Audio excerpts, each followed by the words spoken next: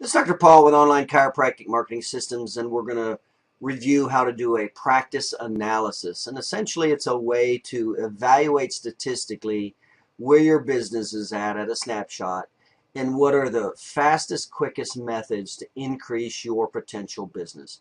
So what this is just a graph. This is an Excel spreadsheet, and you have them probably on your computer. If not, I can send them to you.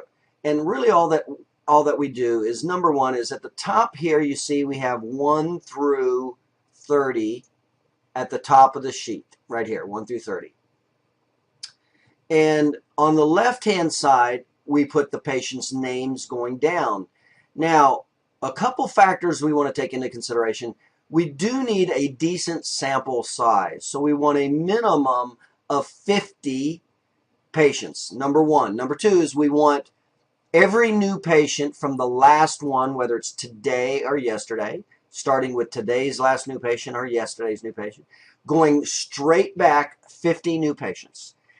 And number three is do not skip. So it doesn't matter if a patient came in and left and they were only in town like a truck driver for one day and left. Do not skip. Do not cherry pick. If you do any of this, they will be false statistics. So if you can have at least 50 names vertically coming down, and all we do is just put their name. Now, next to their name, we want the source of the business, and the more specific the source, the better. Like here, it says local newspaper flyer. If that was a marketing source that you had, or internet, Google local, or a corporate lecture. So try to be as specific as you can with the source of that patient. Now, this is very important.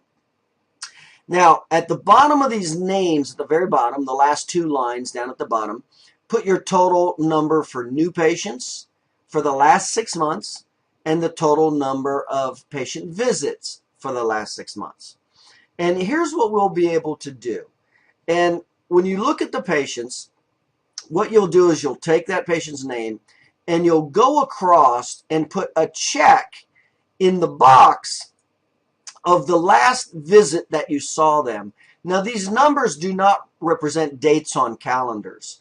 They represent patient visits is what they're in. So an example is, if you are still seeing the patient, there would be no checks in this column at all. It would be free and clear. Now, if the last day you saw the patient was the first day, in other words, they did not show up for their second day, then that's where the X would go, right there. And if the patient, say they dropped out on, let's say, the 12th day was the last day that you saw them, put an X right there. And do this for each one of the patients, and it should be 50 going vertically down this column. Now, here's what we'll be able to show with laser focus on where you have the greatest potential. Number one, this is a dropout rate. So we're going to go 1 through 30 at the top, you can see here.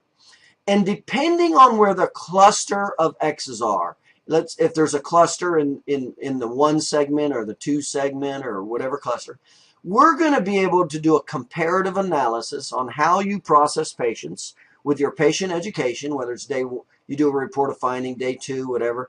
We're going to be able to evaluate with high accuracy several factors on what's causing the loss of that cluster of patients. In other words, let's say you do a report of findings on your second day, and we see a cluster, a disproportionate number of patients that are dropping out at the second day.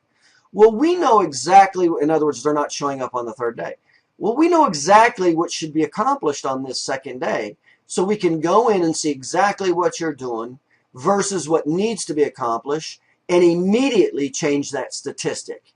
Now, this type of analysis is typically increased my doctor's businesses anywhere from the absolute low end, as might be 20%, but I've had doctors increase their business as much as 300% just with this analysis alone, and then me explaining to them how to interpret it and then exactly what is needed and done. Because as soon as we stop this statistic, your numbers go up immediately. So that's how you analyze. That's how you fill in the blanks here.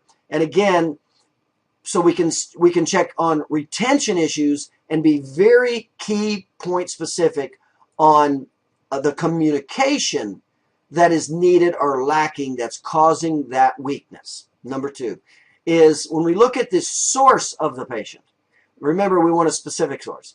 Because remember, there's only essentially 5 to 6 sources of patients, and these are the categories. It's the introduction category, which is the highest probability of getting business, where there's high need and high trust. You can get as much as 75% of that business.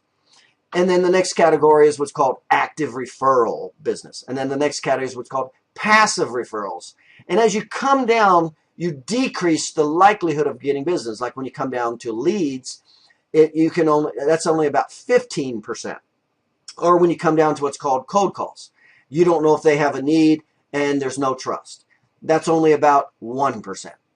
So I could look at your sources of business, where you're getting them, and we can see immediately which categories they're in, which tells us which categories there's the greatest potential. As an example, maybe all of your marketing systems, you don't have any introduction business. In other words, none of the patients come from introduction marketing systems.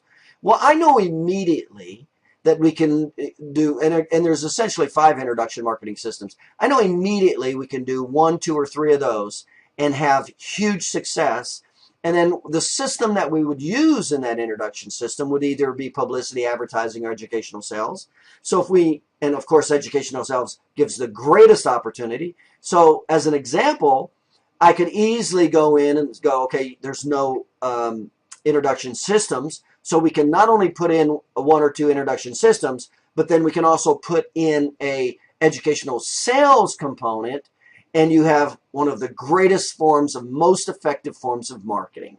And so immediately we can increase the dropout by this type of statistical analysis, which will significantly start to bring up your practice. And then immediately we can look at 1, 2, or 3 of your systems and implement those. Typically, this alone will increase a chiropractor's practice 100%. 100%, the systems that I just explained. So this is how you do a practice analysis. So if you'd fill this out, 1 through 30 where they dropped out, remember, if you're still seeing them, there's no X by their name. If they dropped out in the 31st visit, there's no X by their name. If they dropped out in the 30th visit or less, you're going to put an X at the number that they dropped out. If the last day you saw them was the 5th visit, it goes to X. The source of the patient, total new patients, patient visits going back 6 months, and now we can make an exact analysis and a very highly specific strategy to increase your business 20, 50, 100%. This is Dr. Paul with Online Chiropractic Marketing.